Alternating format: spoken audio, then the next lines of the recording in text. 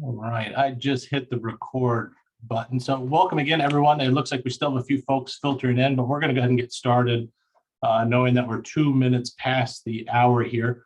Again, thanks for joining. We're really excited about this topic. One, because I think we spend a little bit of time almost every week talking about this and what's coming down the line here for us, for our clients, for associations in general.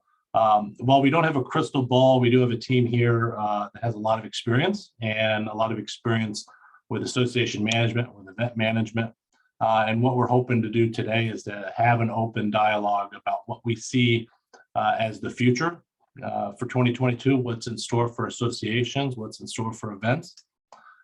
So before we get started there, I do want to mention, please do use the Q&A, raise your hand.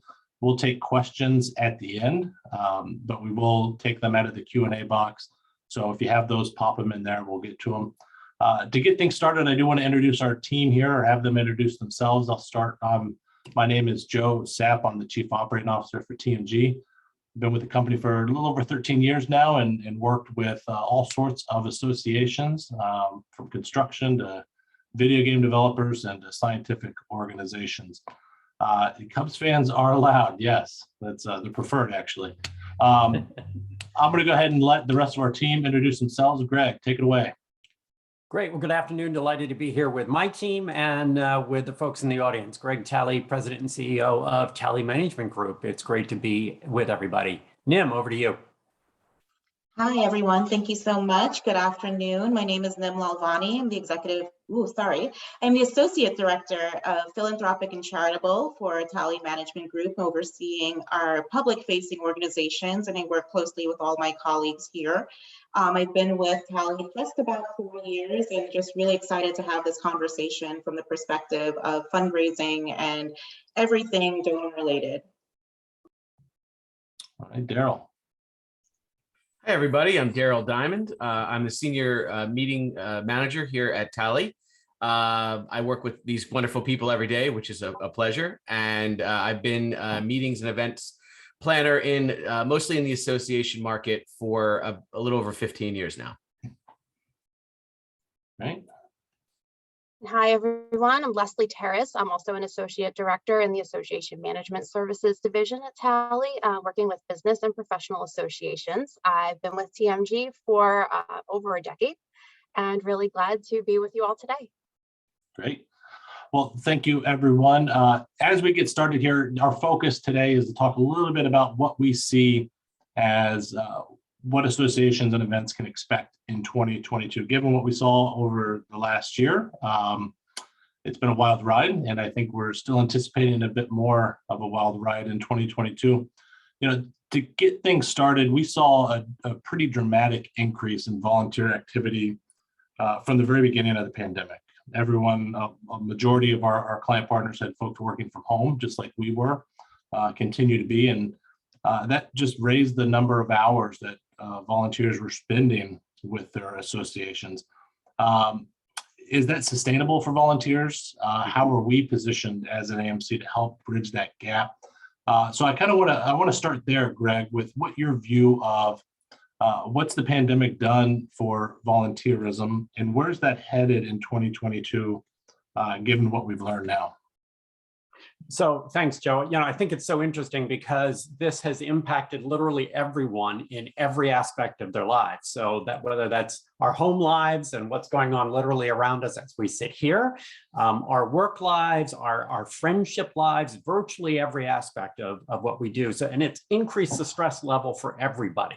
We're now worrying about what's happening at our own jobs. We're worrying about what's happening in our family, and we're worrying about the organizations that we volunteer time and space for in our brains. And everyone's been stressed at all of those three levels. And I think that's when you rely on partners. That's when you rely on the trusted relationships that you've built up to hopefully be able to kind of shore us up through this. And we know we turn to our family members, we turn to our friends, and in our case, we turn to our partners, those that were working with us to help us be more effective, and then figure out how do we do what we have to do together more effectively. Because the other thing I've heard about as well is volunteer burnout. That yes, the time might have gone up, but more burned out because I'm operating at such a peak level in all of these different aspects of my life that I just can't maintain that pace.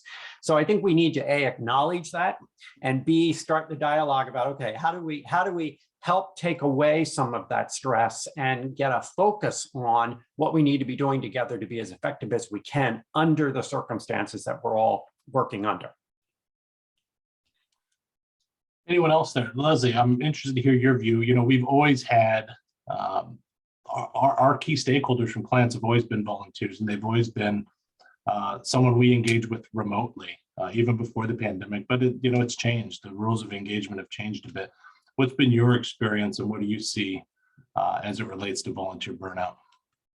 Well, you know, I think I've been really lucky to work with groups that haven't been experiencing so much of that burnout, but where we see it is really in just kind of giving each other some grace in this time that we're still in, and making sure that on our end, we are doing what we can to support the volunteers. So we're making sure that those calendar invitations go out, that minutes and agendas are out, and making sure that the structure is really there that lets our volunteer leaders add their thought leadership to the work without having to worry about so much of the minutia there.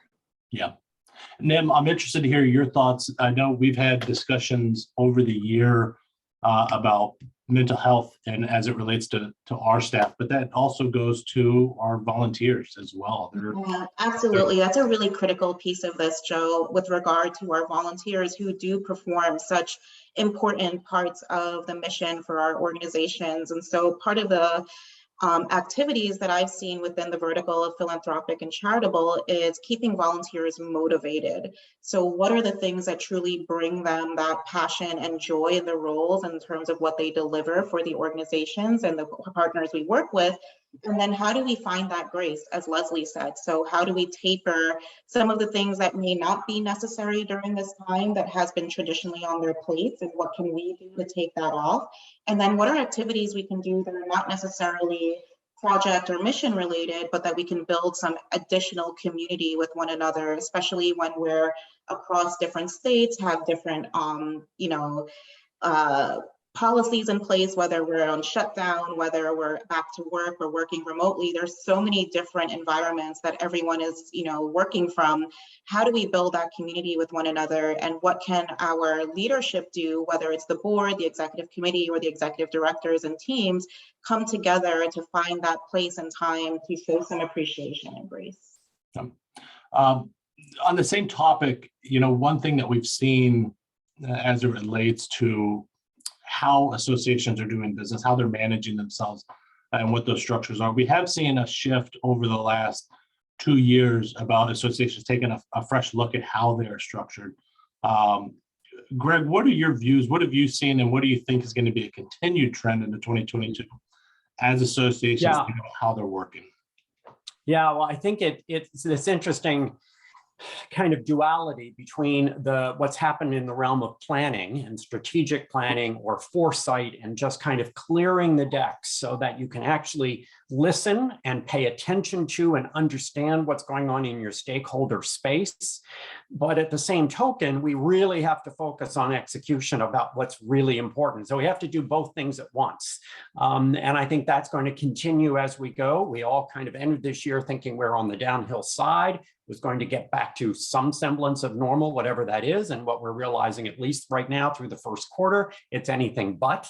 And here we go again in some cases. And in many healthcare settings, which many of our clients are in, that just brings it all back all over again. And we're seeing what's happening with the burnout and the stress that I mentioned before. But I think for organizations, we really have to focus on those two things. Clear the decks at a board level to understand what's happening to our members, what's happening where our members are working, what stresses are they under, what do they need from us right now that might be very different from what we thought our plan was going to be.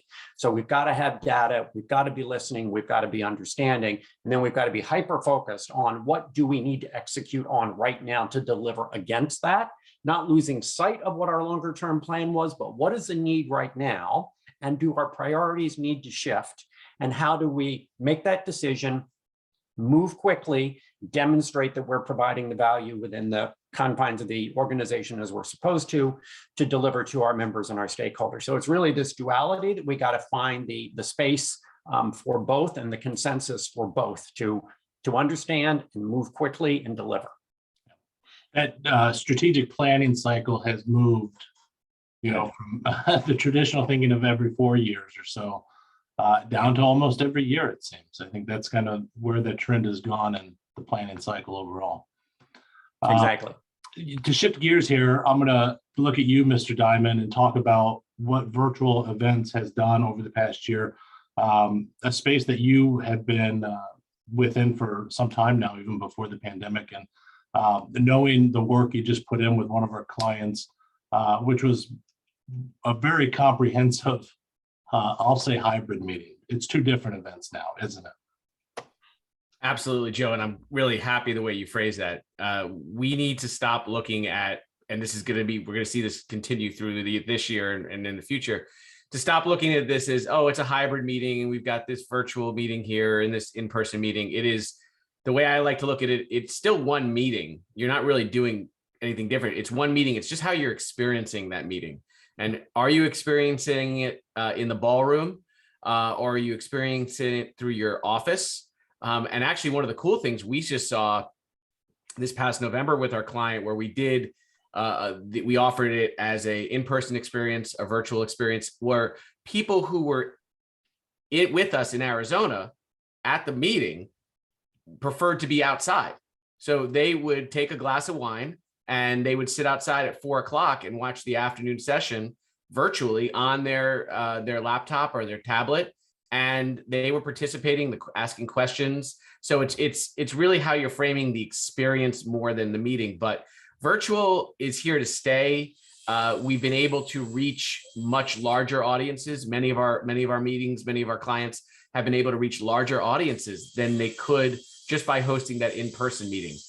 The barriers of entry to get in, just having a computer to log in makes it so much, it's an internet, I guess, makes it so much easier than getting on a plane and going halfway across the country or halfway across the world and all the expenses that go along with that. So getting larger audiences and more diverse audiences to participate in our events, I think has been one of the biggest wins that we can pull out of the last 2 years.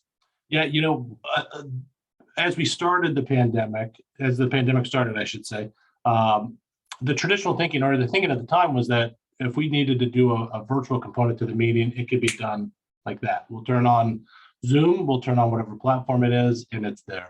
That isn't the case. And Greg, I know you had experience with a meeting that had various sites across the world, and a virtual component, an in-person component. Which pieces of that do you think were successful and will stick with it? Which pieces weren't and just showed us we did it wrong? Well, I think the first thing is to kind of realize how incredibly complex it actually is. And the added layer of thought, the added layer of work, the added layer of technology, and the added layer of the testing that has to go on with all of that. And I know that, my father, who was a partner with me in the business when we got started, famous thing was just push the button and it'll work. And of course, we all know that is not true in any way, shape, or form. And I think as we've gone over this past 2 years, we've learned, or trying to learn, what does work best. And the part of the problem is there is no single answer, because it really depends on your audience. It depends on what your goals are. And that has all sorts of complexity to it. So I think you're referencing for one of our international clients where we had 6 separate hubs, if you will, or spokes, I guess, around the world, with a central hub in Latin America. And the challenges continue. No matter how good you think your technology is, you're going to be challenged. And how well you kind of manage through those challenges, and to Daryl's point, kind of really focus on the experience of everybody, no matter where they're coming from, to participate in that event.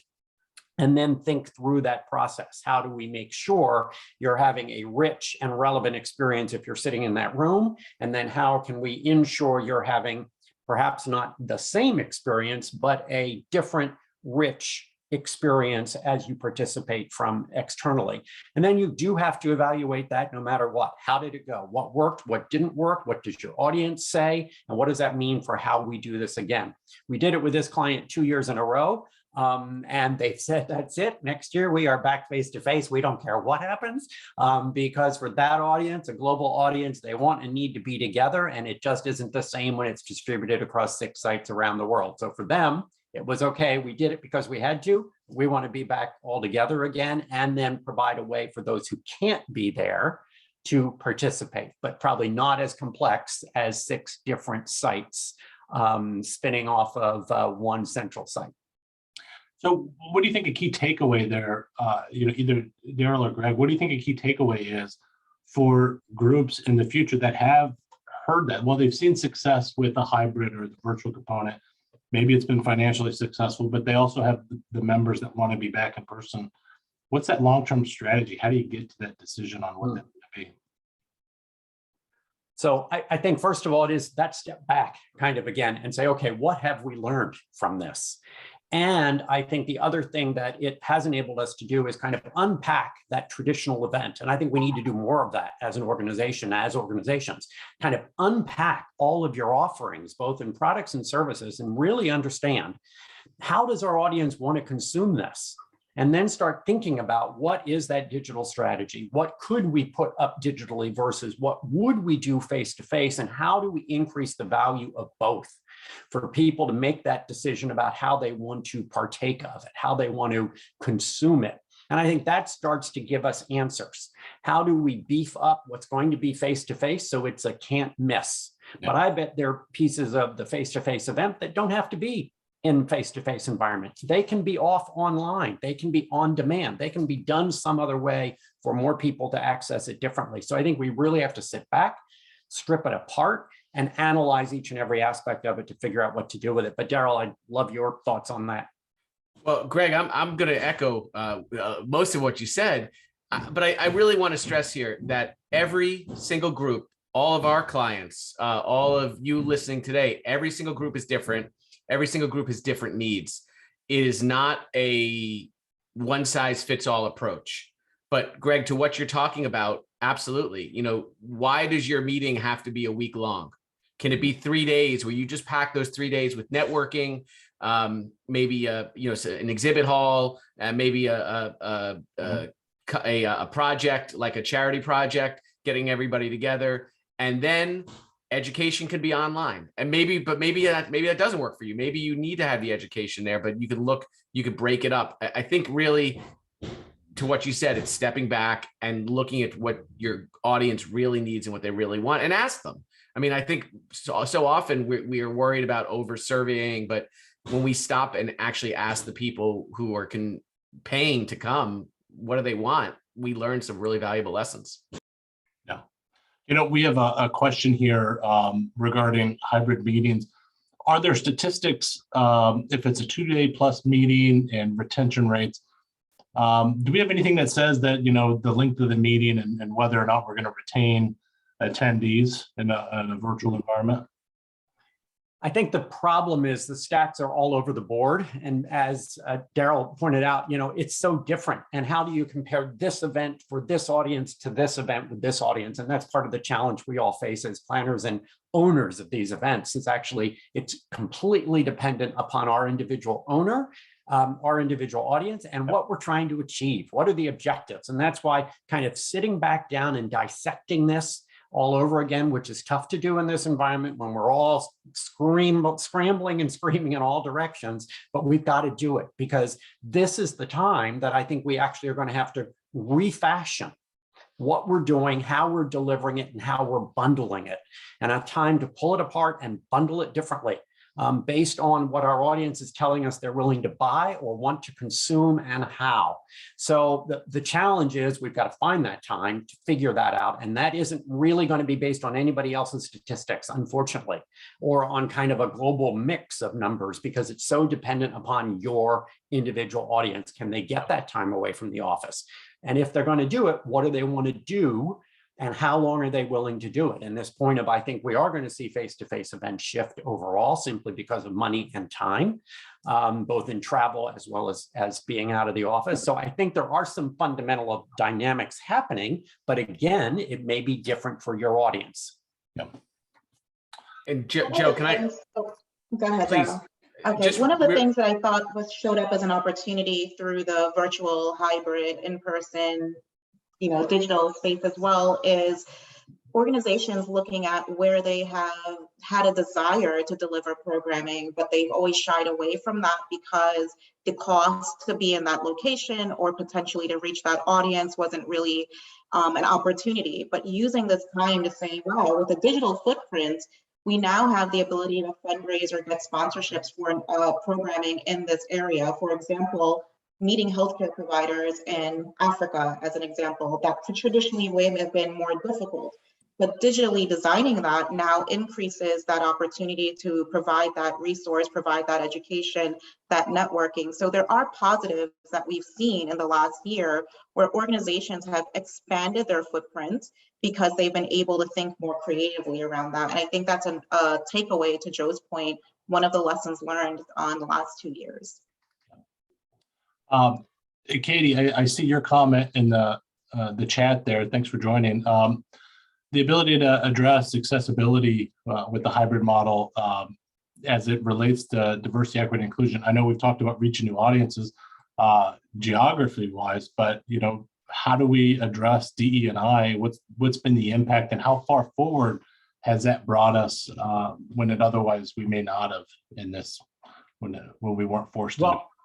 Right. I mean, I can share some research on that from the International Convention and Congress Association, and this whole focus around DE&I can tell you it has moved way up on literally every board, every event planner's agenda, as well as our destination partners. I think there's a focus on this like never before, and that is only good news to any community that was disadvantaged or disenfranchised or kind of marginalized by virtue of either not being able to travel, not being provided a voice, not being given any access at all. And we've seen this kind of flattening, if you will, of that ability to access. Now, it's going to be up to us as leaders and association leaders and event designers to figure out how do we maintain this? How do we continue to push that envelope?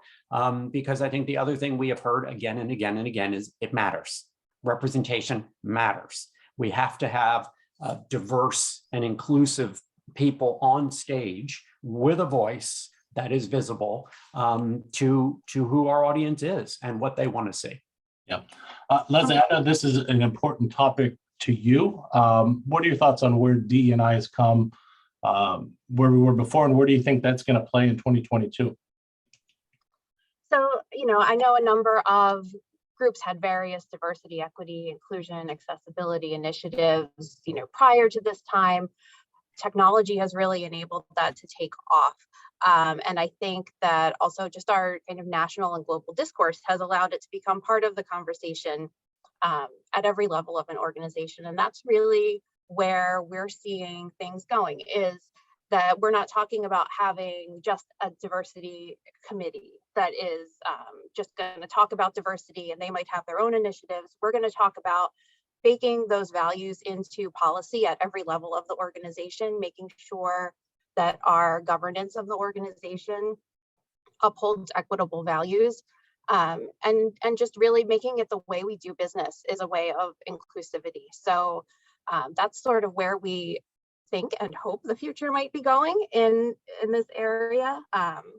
And I think we've got a real opportunity there because as we've talked about pulling these events apart, pulling the way we deliver content apart, we're at a great opportunity point for associations in terms of technology because just all of the things that we've been dealing with working from home over the past 2 years have helped both our audiences become more familiar with technology or have more access to technology because they've needed it for work. And then also increase the landscape of technology providers that can do all these amazing things. So we're really starting to see that come together, that there's both technology out there to support our year-round engagement and our virtual hybrid meetings, as well as the need and the preference for members to be able to engage in that way. Yeah. I'm going to add, I have one more question here from the Q&A before I shift gears to another topic here. Are we seeing any success in how we are gaining feedback from participants when it comes to needs and desires around virtual events, knowing that there's probably been a bit of survey fatigue out there? Daryl, any thoughts on that? There we go. The mute button. Always the tough one. Yeah, that's a great question, Joe. There have been, but I think, again, this all goes to stepping back. There's a lot of survey fatigue, but there was survey fatigue before COVID. I think the question is, what are we asking our participants and what are we doing with the data? So we may ask them, 30 questions because we've always asked them that, but what do we ever do with that data? And if we're not using it, then we're just wasting our time and we're wasting our attendees' time. So get those surveys, post-event surveys down as tight as you can.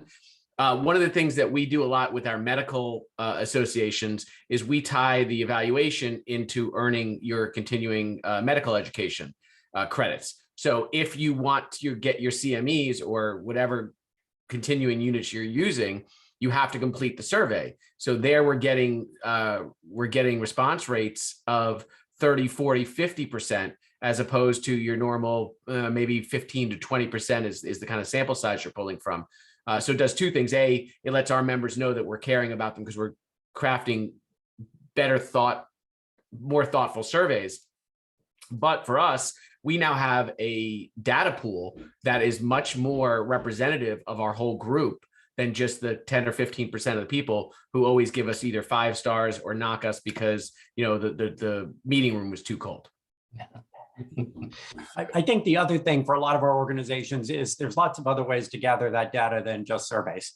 And we've got to, and this is what we do for a lot of our clients, right, is how do we put together focus groups? How do we put together interviews where we can dive down deeper? And people, we all know, people might be much more willing to sit for something like that than yet another survey. And clearly you get richer information. You get a better story and the understanding behind that. So we always recommend kind of a 3-layer approach to this to get us what we need. And I think it's also, as you mentioned, Daryl, it's time in this step back process, really a full-on needs assessment where we kind of go and speak to the members who are living what we're living right now. So to get something that says we all need to take a break, we all need to sit back and understand some things differently, and we need your help to do it.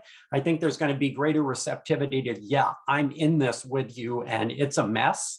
And I want to give you some perspective from where I sit on where we need to go from here. So I think there is some appetite for that because we are all living it. And if I've invested in this organization, I need it to serve me better now than ever. So I think there's a desire there if we start asking in the right way and provide different ways for that feedback to come back.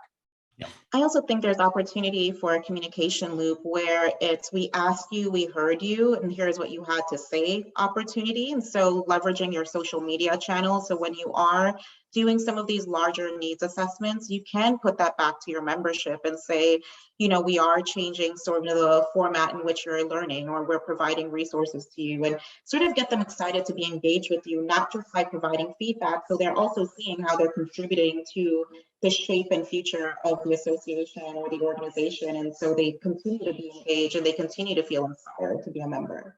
Yeah.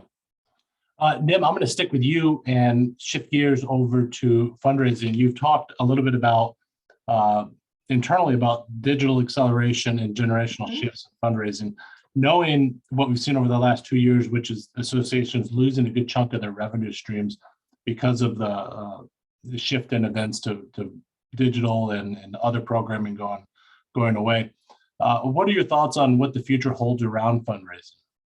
Yeah, that's a great question, Joe. The pandemic has definitely uncovered areas of opportunities for some organizations because it squarely fits what they're trying to deliver through their mission. And then for other organizations, sort of left them feeling a little wobbly, like where do we exactly fit and how do we continue to source this revenue for our mission?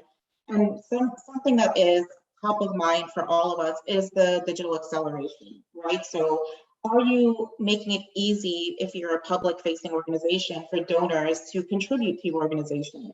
Is it a seamless experience where they click a button and they could, find a way to donate? But for our association organizations, is it easy for them, for members to pay their dues? Is it easy for them to register for an event and contribute to the organization as well? So that digital acceleration is really the key of it.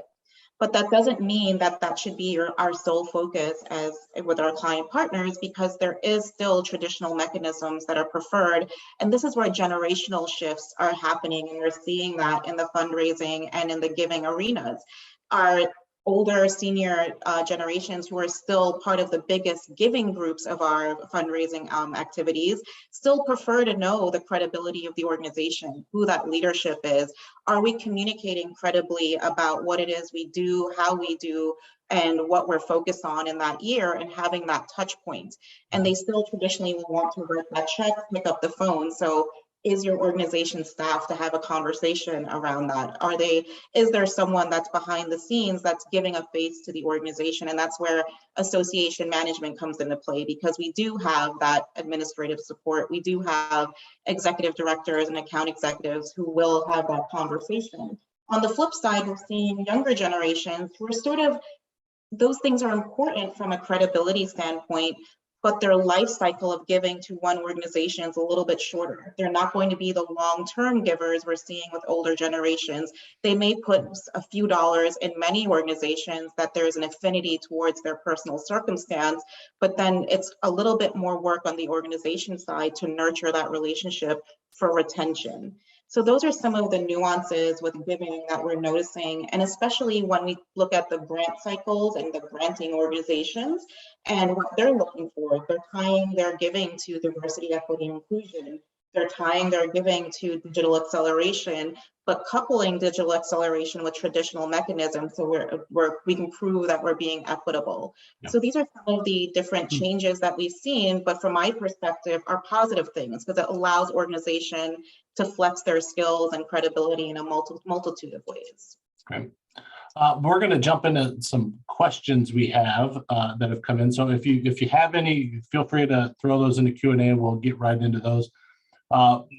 Greg, one that came in is something we talked about, I think, a year ago, which is associations have been finding success partnering with other organizations in adjacent industries and doing it differently.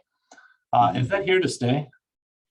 Oh, I think it's definitely going to be here to stay. If anything, have to accelerate because of the challenge that all this has represented to nonprofit organizations. And some, quite frankly, aren't going to survive it because 2 years without a primary source of revenue, if they weren't able to pivot to another way to maintain that revenue or grow that revenue, puts them in a really bad position. So I think we're going to see some compression coming down.